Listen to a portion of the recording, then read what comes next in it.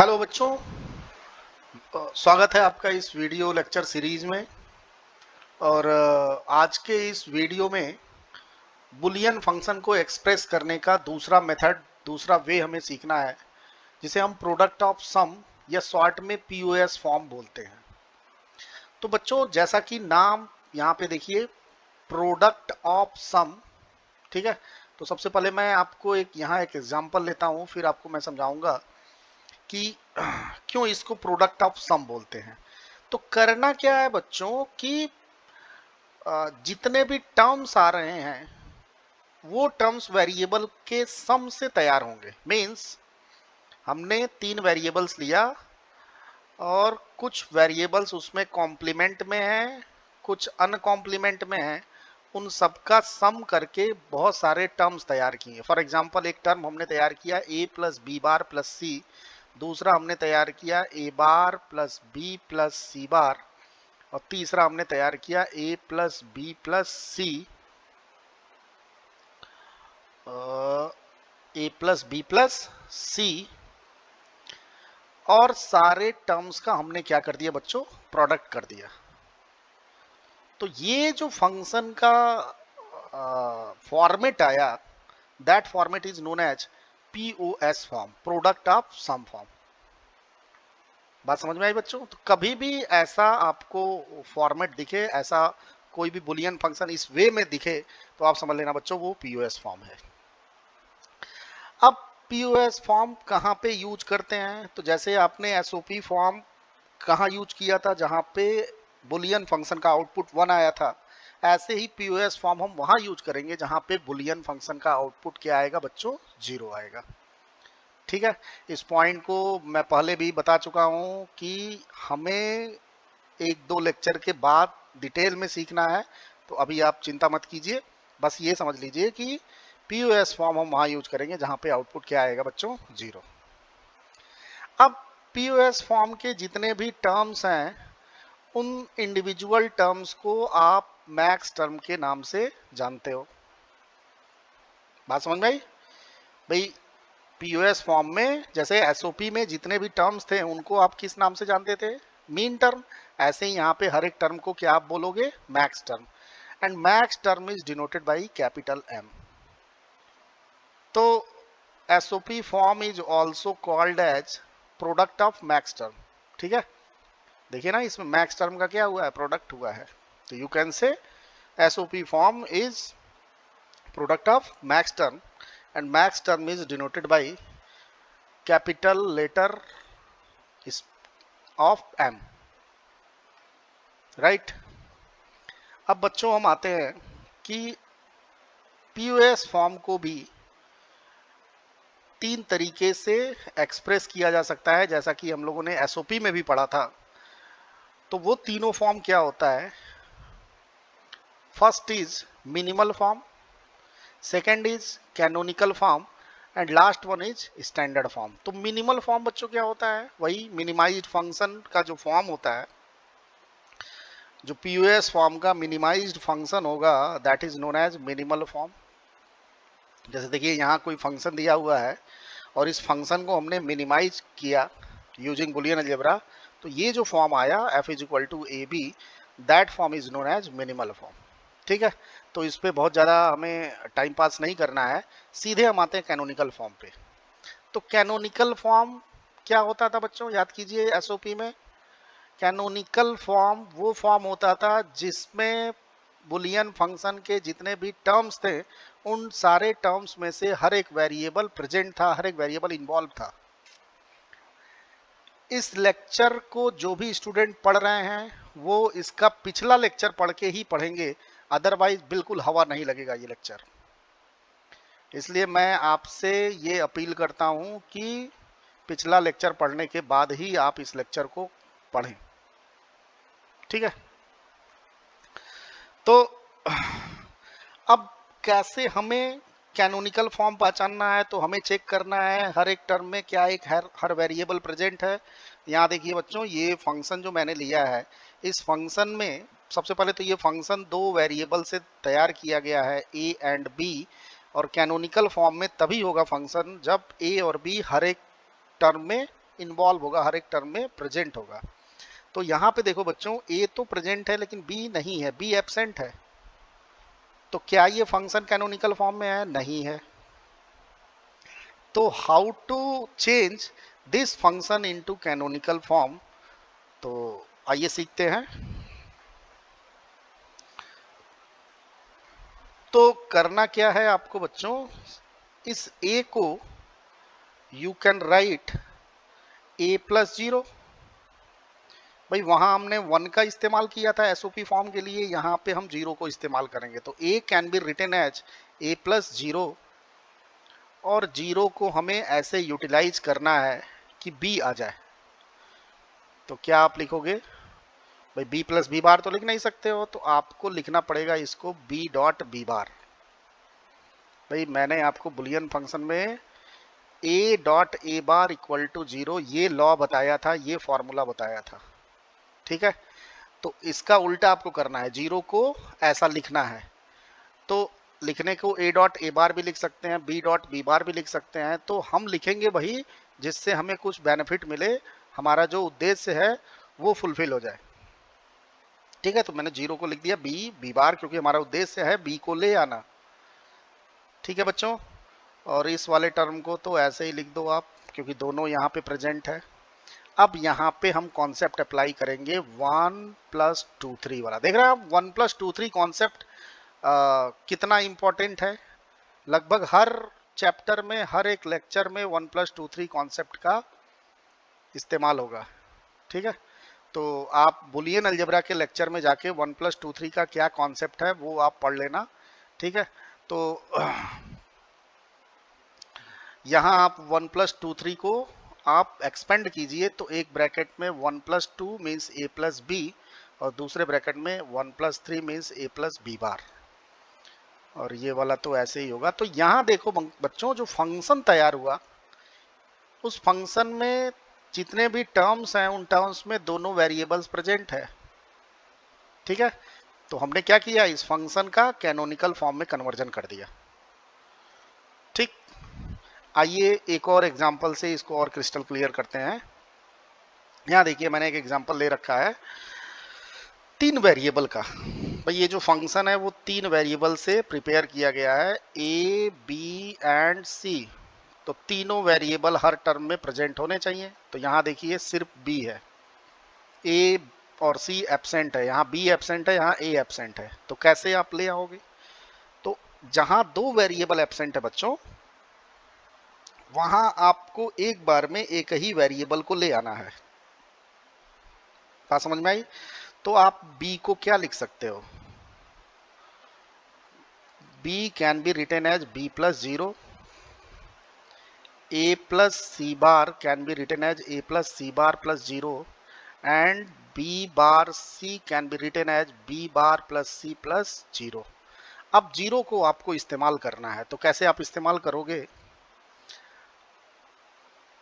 यहाँ आपको a ले आना है। भाई लाने को तो आप c ला सकते हो, ठीक है। तो चाहे c को ले आओ पहले, चाहे a को पहले लाओ, लेकिन ये ध्यान में रखना है आपको एक बार में एक ही को ले आना है, क्योंकि बच्चों दोनों को एक साथ ले आओगे तो आपका कैलकुलेशन बहुत हेक्टिक हो जाएगा और आप कंफ्यूज हो जाओगे, ठीक है। तो आराम आराम से इसको चेंज करना है, बिल्कुल हड़बड़ी नहीं करना है आपको। तो जीरो को आप लिखिए ए डॉट ए बार, यहाँ पे a प्लस सी बार, यहाँ पे b नहीं है तो b डॉट बी बार, और यहाँ बच्चों क्या नहीं है, लास्ट वाले में a नहीं है तो a डॉट ए बार, ठीक। अब 1+2 3 कॉन्सेप्ट, ये 1 ये 2 ये 3 फर्स्ट टर्म के लिए। तो b प्लस ए एक ब्रैकेट में, दूसरे ब्रैकेट में b प्लस ए बार। यहाँ बच्चों a प्लस सी बार को आपको 1 कंसीडर करना है, b को 2 और b बार को 3। बात समझ में आई? तो आप 1+2 3 अप्लाई कीजिए, तो एक ब्रैकेट में 1 plus C bar plus B, और दूसरे ब्रैकेट में sorry a plus C bar plus B, और दूसरे ब्रैकेट में a plus C bar plus B bar, right. Exactly इस वाले स्टेप में भी इस b बार प्लस c को 1 कंसीडर करोगे, इसको 2 इसको 3। फिर आप डिस्ट्रीब्यूट कर दोगे 1+2 3 को, तो एक ब्रैकेट में 1+2 1+3 दूसरे ब्रैकेट में, तो उसके अनुसार ये हो जाएगा B bar plus C plus A, और दूसरे ब्रैकेट में B bar plus C plus A bar. बात समझ में आई बच्चों? अब यहाँ पे सी को भी ले आना है, तो सी को ले आते हैं। तो यहाँ पे आप क्या लिख सकते हो, सी डॉट सी बार, यहाँ भी आप सी डॉट सी बार लिख सकते हो। और एक काम करो, ये देख रहे हो जितने भी यहाँ टर्म्स आए हैं उनमें ए बी सी एक सीक्वेंस में नहीं आ रहा है, तो इनको आप सीक्वेंस में लिख दो। तो सबको मैंने एक सीक्वेंस में लिख दिया कि पहले ए देन बी देन सी। ठीक है, अब यहाँ पे 1+2 3 से आप इसको डिस्ट्रीब्यूट करो, तो यहाँ पे देखिए ये है 1, यहाँ मैंने गलत लिख दिया, ये 2 एंड दिस इज 3। अब डिस्ट्रीब्यूट करो आप, तो एक ब्रैकेट में b प्लस ए प्लस सी, दूसरे ब्रैकेट में b प्लस ए प्लस सी बार। ठीक है, ऐसे ही इसको मैंने एक्सपेंड कर दिया। बात समझ में आई? और फिर बाकी के टर्म्स लिख दिए। अब आपको यहाँ पे जिस जिस टर्म में वेरिएबल सीक्वेंस में नहीं है उनमें आपको सीक्वेंस करना है, और ये भी ध्यान में रखते हुए आपको फंक्शन को लिखना है कि ऐसा तो नहीं है कि कोई टर्म रिपीट कर रहा है। ठीक है, तो इन दो बातों का ध्यान रख के हमने यहाँ देखिए फाइनल फंक्शन को लिख दिया। कोई भी टर्म अगर रिपीट कर किया तो उसको हमने वन टाइम ही लिखा, और शायद यहाँ पे चेक कर लेना आप कि कौन सा टर्म रिपीट कर रहा है, तो उसको आप वन टाइम ही लिखना। ठीक है, क्योंकि मैंने आपको बुलियन अलजेब्रा में ये लॉ बता रखा है, ए डॉट ए इनफाइनाइट टाइम्स क्या होता है बच्चों, ए। ठीक है, तो ये ऑलरेडी मैंने आपको बुलियन अलजेब्रा में बता रखा है। उसी कॉन्सेप्ट के अकॉर्डिंग कि अगर कोई टर्म का डॉट इनफाइनाइट टाइम्स हुआ है तो वही टर्म आता है या वही वेरिएबल आता है। ठीक है, तो इसलिए आपको रिपीटेड टर्म नहीं लिखने हैं, सिंगल टाइम ही लिखना है, वन टाइम ही लिखना है। तो आई होप बच्चों आपको पीओएस का कैनोनिकल फॉर्म पहचानने आ गया, और कैसे कैनोनिकल फॉर्म में चेंज करेंगे ये करना आपको आ गया। ठीक है, अब बारी है स्टैंडर्ड फॉर्म की। तो स्टैंडर्ड फॉर्म लिखने से पहले बच्चों हमें मैक्स टर्म का डेजिग्नेशन लिखने आना चाहिए। ठीक है, तो यहाँ डेजिग्नेशन लिखने में थोड़ा सा आपको अलर्ट रहना है, थोड़ा सा आपको सावधान रहना है, क्योंकि बच्चों जो हमने एसओपी के लिए डेजिग्नेशन लिखना पढ़ा था उसका जस्ट इनवर्ट जस्ट अपोजिट इसमें होता है। चूंकि हमें एसओपी की आदत पड़ जाती है, क्योंकि हम फर्स्ट टाइम एसओपी ही पढ़ते हैं, सबसे पहले हम एसओपी ही पढ़ते हैं, तो हमें एसओपी की आदत पड़ गई है। और यहाँ सीन उल्टा है, पीओएस में बिल्कुल उल्टा होता है। बात समझ रहे हो ना? तो 0 का 1, 1 का 0 लिखने में इधर उधर गड़बड़ी हो जाती है, तो इसलिए बहुत ही केयरफुल होके आपको इसके डेजिग्नेशन को लिखना है। और जैसे मैं बता रहा हूं आप बिल्कुल अलर्ट होके सावधान होके सुनिए। यहाँ बच्चों करना क्या है कि जब आप डेजिग्नेशन लिखोगे तो जो अनकॉम्प्लीमेंट वेरिएबल है उसे आपको 0 असाइन करना है, और जो कॉम्प्लीमेंट वेरिएबल है उसे आप 1 असाइन करोगे। बिल्कुल invert just invert of SOP. ठीक है, तो आइए लिखते हैं। सपोज हमने एक मैक्स टर्म ले लिया ए बी बार सी। अब मुझे इसका डेजिग्नेशन लिखना है, तो जब डेजिग्नेशन लिखोगे तो क्या होगा, चलिए लिखते हैं। अनकॉम्प्लीमेंट को 0, कॉम्प्लीमेंट को 1, और यहाँ अनकॉम्प्लीमेंट है तो 0। अब इसका आपको डेसिमल लिखना है, तो ये क्या हो जाएगा बच्चों, 2। तो M2 is the max term of या 2 is the designation of this max term. ठीक है, इसका बताइए आप 1 0 1, तो ये हो जाएगा 5 डेजिग्नेशन हो जाएगा। यहाँ बताओ, ये होगा 0 1 1, तो ये होगा इसका डेजिग्नेशन 3। देख रहे हो उल्टा है। तो आप पीयूएस में बिल्कुल सावधानी पूर्वक आपको लिखना है ना। जल्दबाजी में क्या होता है कि अनकॉम्प्लीमेंट को हम 1 लिख देते हैं और कॉम्प्लीमेंट को कभी कभार 0 लिख देते हैं, सारा खेल खराब हो जाएगा, सारा प्रोसीजर खराब हो जाएगा बच्चों। इसलिए बहुत ही सावधानी पूर्वक आपको पीओएस फॉर्म का डेजिग्नेशन लिखना है। अच्छा, अगर मैं इसका रिवर्स प्रोसेस पूछूं, जैसे मैंने आपको दिया कुछ भी ले लेते हैं, 6 ले लेते हैं। 6 डेजिग्नेशन है और इसे का आपको मैक्स टर्म लिखना है, तो सब बच्चे पहले वीडियो को पॉज करेंगे, लिखेंगे, फिर मैच कराएंगे। तो चलिए लिखते हैं। 6 का सबसे पहले हमें बाइनरी करना है 110। अब मैक्सिमम स्टूडेंट्स क्या गलत किए होंगे, कुछ स्टूडेंट्स ऐसे लिखे होंगे ए बी सी बार, उनका ये गलत है, क्योंकि अन वन मीन्स कॉम्प्लीमेंट, पीओएस में वन मीन्स कॉम्प्लीमेंट, ठीक है। अच्छा, कुछ स्टूडेंट ने वेरिएबल्स तो सही लिखा होगा, बट ऐसे लिखा होगा, देखो तो ए बार बी बार सी, ये भी बच्चों गलत है।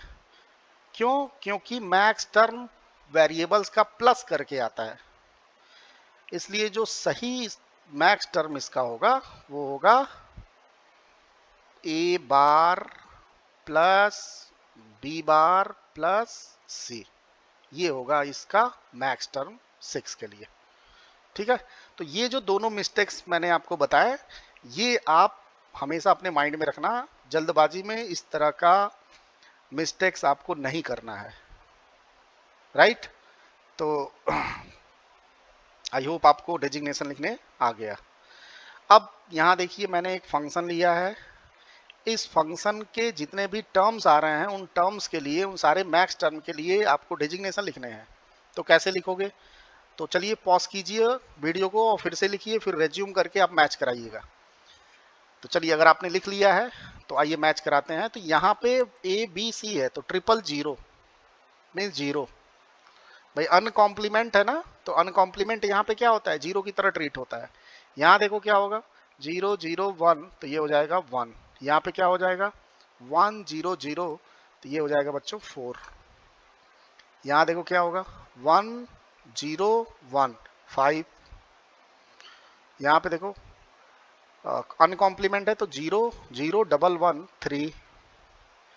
यहाँ पे देखो 0 1 0, ध्यान से लिखना है आपको, 0 1 0, तो 0 1 0 क्या होगा 2, और यहाँ पे बच्चों 1 1 0, तो 1 1 0 इज द 6। बात समझ में आई? अब जितने भी टर्म्स आए, सॉरी डेजिग्नेशन आए, क्या आप इस पूरे फंक्शन को ऐसे लिख सकते हो, capital M means max term और 0 उसका डेजिग्नेशन। तो देखिए सबका डेजिग्नेशन मैंने एम लगा के लिख दिया, और जितने भी मैक्स टर्म आए बच्चों उनका हमने प्रोडक्ट कर दिया, क्योंकि POS form is the product of max term, तो सबका मैंने प्रोडक्ट कर दिया। अब इससे हमें क्या करना है, इस फंक्शन को हमें स्टैंडर्ड फॉर्म में लिखना है बच्चों, और ये फंक्शन प्रोडक्ट है, इसलिए F is the function of A B and C is equal to, product को हम पाई से डिनोट करेंगे बच्चों, जैसे आप सम को सिग्मा से, वैसे ही आपको प्रोडक्ट को पाई से डिनोट करना है। और किसका प्रोडक्ट, मैक्स टर्म का, इसलिए कैपिटल एम, और ब्रैकेट के अंदर उन मैक्स टर्म के डेजिग्नेशन को आपको असेंडिंग फॉर्म में लिखना है। तो यहाँ देखिए मैंने असेंडिंग फॉर्म में डेजिग्नेशन को लिख दिया। तो ये जो पूरा आया function, that is the standard form of function F. I hope बच्चों आपको पीओएस फॉर्म का स्टैंडर्ड फॉर्म लिखने आ गया। मेन खेल है इसमें डेजिग्नेशन का, अगर आपने डेजिग्नेशन लिख दिया तो स्टैंडर्ड फॉर्म लिखने में कोई आपको दिक्कत नहीं होगी, ठीक है। अब थोड़ा सा और इसको क्लियर करने के लिए इसका हम रिवर्स प्रोसेस करते हैं। मीन्स आपको दिया हुआ है स्टैंडर्ड फॉर्म और लिखना है आपको कैनोनिकल फॉर्म, ठीक है। स्टैंडर्ड फॉर्म दिया है और लिखना है आपको कैनोनिकल फॉर्म। तो देखिए यहाँ पे लिया है मैंने एक एग्जांपल, पाई एम 13457। तो कैनोनिकल फॉर्म का मतलब क्या हुआ, सबका हमें लिखना है मैक्स टर्म। तो 1 का 3 का 4 का 5 का 7 का सबसे पहले बाइनरी करेंगे। तो यहाँ देखिए मैंने बाइनरी कर दिया। बाइनरी करने के बाद बच्चों क्या करोगे, मैक्स टर्म लिखोगे। तो 0 0 1 का बताइए क्या होगा, ए प्लस बी प्लस सी बार, क्योंकि 0 मीन्स अनकॉम्प्लीमेंट और 1 मीन्स कॉम्प्लीमेंट, उल्टा है यहाँ पे सीन। यहाँ पे क्या होगा, ए plus B bar plus C बार। 1 0 0 के लिए ए बार प्लस बी प्लस सी, 101 के लिए बच्चों ए bar plus B plus C bar, और 111 के लिए बच्चों ए bar plus B bar plus C बार। तो this is the canonical form of this standard form. ठीक है, तो मैं उम्मीद करता हूं आपको पीओएस फॉर्म आ गया, घबराना नहीं है, क्योंकि फर्स्ट टाइम जब आप करोगे या सेकेंड टाइम करोगे, हो सकता है थर्ड टाइम में भी आपको बहुत सारी गलतियां, बहुत सारे मिस्टेक्स हों, लेकिन थोड़ा सा पेशेंस रखना है, धैर्य रखना है। गलती होगा शुरू में आपसे, घबराना नहीं है, और प्रैक्टिस जारी रखना है, और समय के साथ एक दिन ऐसा आएगा कि आपको लिखने में पीओएस फॉर्म के डेजिग्नेशन या स्टैंडर्ड फॉर्म या स्टैंडर्ड से कैनोनिकल, कैनोनिकल से स्टैंडर्ड लिखने में कोई मिस्टेक्स नहीं होगी। ठीक है बच्चों, तो आप घबराइएगा मत, बिल्कुल धैर्य रखिएगा। शुरू में गलतियां होंगी तो घबराना नहीं है। बात समझ में आई? अब जिस तरीके से मैंने शॉर्ट ट्रिक बताया था एसओपी फॉर्म में, वैसे ही यहाँ भी हम शॉर्ट ट्रिक सीखेंगे स्टैंडर्ड और कैनोनिकल फॉर्म के लिए। तो चलिए यहाँ पे देखिए, कॉन्सेप्ट क्या था कि किस वेरिएबल को क्या असाइन करना है, यही मेन कॉन्सेप्ट था। तो यहाँ देखो बच्चों, फंक्शन ले लिया हमने a dot A bar plus B. तो यहाँ पे देखो a अनकॉम्प्लीमेंट है तो 0, b एब्सेंट है तो क्रॉस। इसके लिए a बार है तो a बार क्या होगा, कॉम्प्लीमेंट है तो 1 और b अनकॉम्प्लीमेंट है तो 0। अब इस क्रॉस की पॉसिबिलिटीज मैंने लिख दी 0 और 1, सबका मैंने डेसिमल लिखा, ऐसे हमको डेजिग्नेशन मिल दिया। फिर हमने स्टैंडर्ड फॉर्म लिख दिया, पाई एम ब्रैकेट में 0 1 2, असेंडिंग ऑर्डर में डेजिग्नेशन लिख दिया, और इसकी मदद से हमने मैक्स टर्म लिख दिया, जो कि क्या हो जाएगा बच्चों, कैनोनिकल फॉर्म हो जाएगा। ठीक है, तो 0 0 का क्या होगा, a प्लस बी, ऐसे ही 1 का 2 का यहाँ पे लिख दिया। बात समझ में आई? अब आते हैं 3 वेरिएबल वाले फंक्शन का जो सेकंड एग्जांपल था, उसमें शॉर्ट ट्रिक अप्लाई करते हैं। तो यहाँ देखिए सीक्वेंस का, यहाँ भी आपको ध्यान रखना है, ए बी देन सी, तो ए एब्सेंट है तो क्रॉस, बी अनकॉम्प्लीमेंट है तो 0 और सी एब्सेंट है तो क्रॉस। ऐसे ही यहाँ पे ए अनकॉम्प्लीमेंट 0, बी एब्सेंट क्रॉस, और सी का बार है कॉम्प्लीमेंट है तो बच्चों 1, और इसके लिए मैंने लिख दिया। अब यहाँ देखो 2 क्रॉस आ रहा है, तो 2 क्रॉस की पॉसिबिलिटीज ऑलरेडी मैंने बताया था पिछले लेक्चर में, 0 0 0 1 1 0 1 1, और 0 ये फिक्स रहेगा। यहाँ मैंने क्रॉस का 0 और 1 लिखा, यहाँ भी क्रॉस का मैंने 0 1 लिखा, सबका मैंने डेसिमल लिखा। ऐसा करने से हमको क्या मिल गया बच्चों, इस फंक्शन में मैक्स टर्म जो है जितने इन्वॉल्व हैं उनके डेजिग्नेशन मिल गए हमको। अब हमें स्टैंडर्ड फॉर्म लिखना है with the help of designation of max term. तो ये हो जाएगा बच्चों f is equal to pi M 0 1 2 3 4 5 7, जो भी है वट एवर 6। ठीक है, अब इसकी मदद से आपको क्या करना है, सारे मैक्स टर्म को लिखने हैं। तो अब मैं बार बार रिपीट नहीं करूंगा, ठीक है, आप खुद लिखना और फिर मैच कराना तो ज़्यादा सही रहेगा, है ना। आप वीडियो को यहीं पॉज कीजिएगा, इसको मत देखिएगा, खुद लिखिएगा। जितना आप लिखेंगे उतना अभ्यास होगा और उतना ही आपके अंदर चीज़ों को समझने में, चीज़ों को मिस्टेक्स को सॉर्ट आउट करने में आपको मदद मिलेगी। ठीक है, तो आप पॉज करके खुद लिखिए फिर मैच कराइए।